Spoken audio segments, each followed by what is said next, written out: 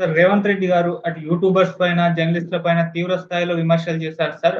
ఒక సీఎం పదవికి సీఎం చేరు ఆ హోదాకని రెస్పెక్ట్ ఇవ్వండి. మీరసలు ఏమాత్రం రెస్పెక్ట్ ఇవ్వట్లేదు. పొలిటికల్ ఛానెల్స్ అయిపోయాయి. పొలిటికల్‌గా మారిపోయాయి. ఈ యూట్యూబ్ ఛానెల్స్ అన్నీ అన్నట్టు కూడా మాట్లాడారు సార్. అసలెందుకు ఈ స్థాయిలో రేవంత్ రెడ్డి గారు యూట్యూబర్స్ పైన, జర్నలిస్ట్‌ల పైన విమర్శలు చేస్తున్నారు? అసలాయన ఉద్దేశ్యం ఏమంటారు సార్? మీరేం చెప్తారు ఆయన వ్యాఖ్యల పైన? నిన్నక్కడ నెహ్రూ హౌసింగ్ సొసైటీ జర్నలిస్టులకి నెహ్రూ హౌసింగ్ సొసైటీలో భూ కేటాయింపులు చేశారు.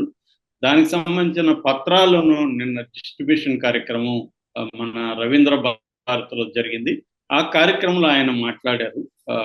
పత్రాలు ఇస్తూ ఆయన కొన్ని విషయాలు మాట్లాడారు. అందులో ప్రధానమైన విషయాలు ఏంటంటే ఆయన ఒక రకమైన ఆవేదన, కోపం ఈ రెండు ఎక్స్ప్రెస్ చేశాడు జర్నలిస్ట్ మీద. అందరు జర్నలిస్ట్ నేను అనట్లేదు, చాలా జెన్యూన్ గా పనిచేసే జర్నలిస్టులు, సీనియర్ జర్నలిస్ట్ చాలా మంది ఉన్నారు, వాళ్ళని నేను ఏమనట్లేదు.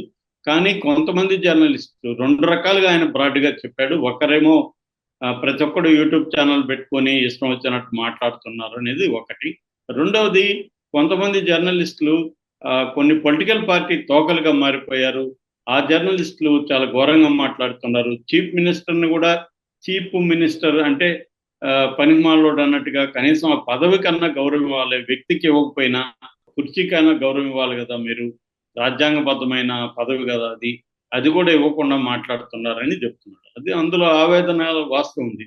మన జగన్ కూడా చూసాము, ప్రతి ఒక్కడు సైకో సైకో సైకో అనేవాళ్ళు. నిజానికి ముఖ్యమంత్రిని పట్టుకొని సైకో అనొచ్చా అన్న చర్చ మరి ఈయన కూడా తెలుగుదేశంతో ఉన్నాడు కదా, ఈయన కూడా ఖండించాలి కదా. అట్లాంటప్పుడు ఈయన విషయానికి వచ్చేసరికి ఈయన బాధపడుతున్నాడు. సో ఇక్కడ ప్రాబ్లం ఏంటంటే రేవంత్ రెడ్డి లాంటి వాళ్ళతో వీళ్ళు వేరే వాళ్ళని చేసినప్పుడు వీళ్ళు ఎంకరేజ్ చేస్తారు. మొన్నటికి మొన్న సుప్రీంకోర్టే రేవంత్ రెడ్డిని విమర్శించింది, కాంగ్రెస్ పార్టీని విమర్శించింది, కాంగ్రెస్ పార్టీ పెట్టిన పోస్టులన్నింటినీ తీసుకురమ్మని చెప్పింది సుప్రీంకోర్టు. మరి మీరే కదా పెట్టారు, మీ జర్నలిస్టులే కదా పెట్టారు, మరి దాన్ని నువ్వు ఖండించావా? రేవంత్ రెడ్డి అనే వ్యక్తి కాంగ్రెస్ పార్టీ పెడుతున్న, కాంగ్రెస్ పార్టీకి అనుబంధంగా ఉన్న డీటెయిల్ మీడియా కావచ్చు, వీళ్ళు పెడుతున్న పోస్టులను కూడా ఖండించాలి కదా.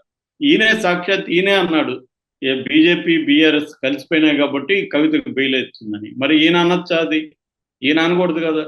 సో ఈయన మళ్ళీ క్షమాపణ చెప్పాడు. ఈయన ఎలా అంటాడు అంటే సుప్రీంకోర్టుని తప్పుపట్టాడు కదా. ఈయన సుప్రీంకోర్టు తీర్పుని పొలిటికల్గా ఇన్ఫ్లుయెన్స్ చేశారు కాబట్టి సుప్రీంకోర్టు తీర్పు ఇచ్చిందని కదా చెప్పాడు. మెరిట్స్ని బట్టి ఇచ్చాడు అని ఈయన చెప్పలేదు కదా. మరి ఈయనకు ఉండే స్వేచ్ఛ వేరే జర్నలిస్ట్కి ఉండదా? సో ఇది ప్రాబ్లం ఏంటంటే బీజేపీ అయినా అధికారంలో ఉన్న పక్షాలన్నా మీడియా మొత్తం తనకు అనుకూలంగా ఉండాలని అనుకుంటాడు. ఈయన కూడా ఇప్పుడు అంతే. ఇప్పుడు ఈనాడిని, జ్యోతిని ఈయన అధికారంలోకి రాకముందు వాళ్ళ దగ్గరికి వెళ్ళాడు, వాళ్ళని కలిశాడు, మళ్ళీ అధికారంలోకి వచ్చినాక వాళ్ళతో మంచిగా ఉన్నాడు. వాళ్ళందరూ మరి బీఆర్ఎస్ మీద, అక్కడైతే జగన్ మీద భయంకరంగా నోటికి వచ్చిన రాతలు రాస్తున్నారు కదా. మరి దాన్ని ఈయన ఖండించాలి కదా. ఓన్లీ యూట్యూబర్స్, తనకి ఇష్టం లేని పొలిటికల్ పార్టీతో ఉన్న జర్నలిస్ట్ అంటే బీఆర్ఎస్ జర్నలిస్ట్, వాళ్ళని మాత్రమే ఖండిస్తే రేవంత్ రెడ్డిని ఎవరైనా ఎట్లా నమ్ముతారు? అంటే ఈయన కూడా పొలిటికల్ పార్టీలు లాగానే తనకు అనుకూలంగా ఉండకపోతే నేను వాళ్ళ మీద చర్య తీసుకుంటాను. ఇప్పుడు ఈయన మొదటోడు కాదు, చివరోడు కాదు జర్నలిస్ట్ మీద చర్య తీసుకునేదానికి. తీసుకుంటారు, ఏమవుతుంది? ఈయన కూడా గతంలో ఈయన మీద కూడా చర్య తీసుకున్నారు కదా, ఈయన మాట్లాడాడని. సో అట్లాగే ఈయన అంటే తేడా ఏం లేదు. వీళ్ళు ఒకప్పుడు బాధితులు, ఆ తర్వాత అధికారంలోకి వచ్చినాక వీళ్ళు బాధించబడే వ్యక్తులుగా మారిపోతాడు. కరెక్ట్గా మనకి అరగోపాలు ఎన్నికల ముందు హరగోపాలు, తర్వాత కోదండరామరెడ్డి, ఆయన రామచంద్రమూర్తితో రేవంత్ రెడ్డి సమావేశం అయ్యారు, ఇంటర్వ్యూ లాగా చేశారు. అప్పుడు హరగోపాల్ క్లియర్గా అన్నాడు, మీరు ఇప్పుడు డెమోక్రటిక్గా ఉంటారు, ఒక్కసారి మీరు అధికారంలోకి వచ్చినాక మీరు మాకు అసలు అపాయింట్మెంట్లు కూడా ఎవరు, మళ్ళీ మీరు మాలాంటి వాళ్ళ మీద కేసులు పెడతారు, మాలాంటి వాళ్ళని వేధిస్తారని చెప్పాడు. కరెక్ట్గా నేను అలా చేయించారు అన్నాడు ఈయన. కానీ ఇప్పుడు మన ఆ ఇంటర్వ్యూ చూసి నిన్న రేవంత్ రెడ్డి మాట్లాడింది పక్కన కానీ పెట్టుకొని చూస్తే సేమ్ హరగోపాల్ ఏం చెప్పాడో అదే రేవంత్ రెడ్డి చేస్తున్నాడు. అంటే ఈయనకి ఫ్రీడమ్ కావాలి, ఈయన నచ్చినట్టుగా మాట్లాడాలి, ఈయన విమర్శించాలి, తన మీడియాకి ఫ్రీడమ్ కావాలి, తన వైపు ఉన్న డీటెయిల్ మీడియాకి ఫ్రీడమ్ కావాలి, తనని విమర్శించేవాడికి ఫ్రీడమ్గా ఉండద్దు. అంటే ఎలాగా? సో ఇప్పుడు జగన్ని సైకోనో ఇంకోటనో, కేసీఆర్ని బండబూతులు తిడితేనో ఈయనకి హ్యాపీ, ఈయన ఎవరు అనకూడదు. మరి కేసీఆర్ కూడా అప్పుడు పదవిలో ఉన్నాడు కదా, రాజ్యాంగబద్ధ పదవులు, ఆయన చీఫ్ మినిస్టర్, ఆయన కుర్చీకి ఈయన ఏమన్నా విలువ ఇచ్చారా? కేసీఆర్ని కూడా బండబూతులు తిట్టాడు కదా రేవంత్ రెడ్డి. సో మరి నువ్వు తిట్టినప్పుడు కేసీఆర్కి అప్పుడు ఈ కుర్చీ గుర్తు రాలేదా? అప్పుడు ఆ పదవి ప్రాముఖ్యత గుర్తు రాలేదా? ఇవాళ మాత్రమే ఈయన సీఎంగా ఉన్నాడప్పుడే గుర్తొచ్చిందా? సో ఇది ఏంటంటే, ఒకటి మన విషయం చెప్పేటప్పుడు కన్విన్సింగ్ గా ఉండాలి. మనం మనకి ఇష్టం వచ్చి, నాకు పదవి ఉంది కాబట్టి నా ఇష్టం వచ్చిన మాట్లాడు. పదవి శాశ్వతం కాదు, అందులో కాంగ్రెస్లో అసలు శాశ్వతం కాదు. కాబట్టి మళ్ళీ ఉల్టా అవుతుంది, మళ్ళీ మారుతుంది. అప్పుడు మళ్ళీ ఈయనకి జర్నలిస్టులు అవసరం అవుతారు.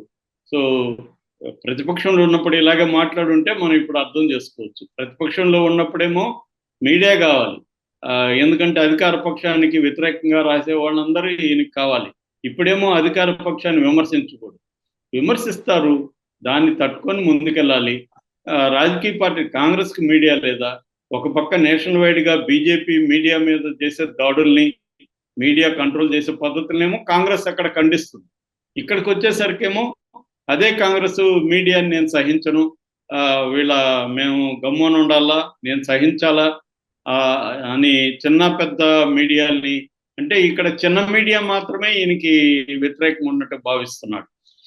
మరి పెద్ద మీడియా లేదా? ఇప్పుడు ఈనాడు, జ్యోతి ఒకవైపు లేవా? ఆ రెండు తెలుగుదేశం పత్రికలు కాదా? అవి పొలిటికల్ పార్టీ తరఫున పనిచేయట్లేదా? మరి వాళ్ళని ఎందుకు ఈయన అన్నాడు? అవి కూడా కరెక్టేగా, అవి కూడా పొలిటికల్ పార్టీల వైపు ఉన్నాయి అని చెప్పాలి కదా ఆయన. అవి చెప్పడం ఎందుకు? అసలు పొలిటికల్ పార్టీల వైపు లేని పెద్ద మీడియాలు ఏమున్నాయి దేశంలో? పొలిటికల్ పార్టీ వైపు లేని పెద్ద మీడియా సంస్థలు ఏవీ లేవు. ఏదో చిన్న చిన్న మీడియా సంస్థలే ఇండిపెండెంట్గా ఇప్పటికి కూడా పనిచేస్తున్నాయి. అవి చేస్తున్నాయి కాబట్టి కాంగ్రెస్ పార్టీ విన్నింగ్ అవకాశాలు పెరిగింది. మోడీకి వ్యతిరేకంగా దేశవ్యాప్తంగా అనేక ఛానల్స్, యూట్యూబ్ ఛానల్స్ పనిచేశాయి. ధ్రువరాటి దగ్గర నుంచి, రవీష్ కుమార్ దగ్గర నుంచి, ఇంటర్లాండ్ అంటే లోపల ఏరియాల్లో హిందీ నార్త్ బెల్ట్లో అనేక యూట్యూబ్ ఛానల్స్, దేశభక్తి లాంటి యూట్యూబ్ ఛానల్స్ పనిచేశాయి. ఈవెన్ ఎకనామిస్ట్ లాంటి వెస్టర్న్ పత్రికలు కూడా ఇండియన్ ఎలక్షన్లో యూట్యూబ్ ఛానల్స్ పాత్ర చాలా ఉంది, మోడీకి సీట్లు తగ్గడంలో అని వాళ్ళు అనలైజ్ చేసి రాశారు. సో దేశవ్యాప్తంగా అలా ఉన్నప్పుడు రేవంత్ రెడ్డి తనకి ఇబ్బందిగా ఉంది కాబట్టి నేను జర్నలిస్టుల మీద చర్యలు తీసుకుంటాను అని కొంతమంది జర్నలిస్టులకు అనుకూలంగా ఆయన మాట్లాడుతూ వాళ్ళని ఈ జర్నలిస్టులకు వ్యతిరేకంగా, అంటే ఎవరైతే ఇండిపెండెంట్గా ఉన్నారో ఆ జర్నలిస్టులకు వ్యతిరేకంగా ఈ పాతుకుపోయిన జర్నలిస్టులను మాత్రం ఈయన పోవడం అనేది కరెక్ట్ కాదు. నిజానికి ఎవరు బలహీనంగా ఉండి ఇండిపెండెంట్ వాయిస్, ఎవరు తప్పు చేసినా మాట్లాడితే, ఇప్పుడు ఈయన 6 గ్యారెంటీలు తెచ్చాడు, అవి అమలు కావట్లేదు, అవి అమలు కావాలేదని మాట్లాడడం తప్పే ఉంది జర్నలిస్టులు. సో ఇక్కడ ప్రాబ్లం చర్చిస్తే అందరి వైపు నుంచి చర్చించాలి. మా వైపు కూడా తప్పులు ఉన్నాయి, మా జర్నలిస్టులు కూడా తప్పులు చేస్తున్నారు అనేది కూడా మాట్లాడగలగాలి ఆయన. అట్లా కాకుండా ఆయన ఒకవైపే మాట్లాడుతున్నాడు. నిజానికి ఇవాళ ఇండిపెండెంట్ జర్నలిస్టులు చాలా చాలా తక్కువ ఉన్నారు. ప్రతి పెద్ద మీడియా హౌస్ ఏదో ఒక పొలిటికల్ పార్టీకి కొమ్ము కాస్తుంది, ఆ పొలిటికల్ పార్టీ వాళ్ళకి డబ్బులు ఇస్తుంది, వాళ్ళకి ప్రాజెక్టులు ఇస్తుంది, అన్నీ చేస్తుంది. కాబట్టి పెద్ద వాటి గురించి మాట్లాడాలి. అదేదో అంటారు కదా, గొంగట్లో అన్నం తింటూ ఎంట్రుకలు వచ్చినాయని, అట్లాగా అయిపోయింది ఇవాళ.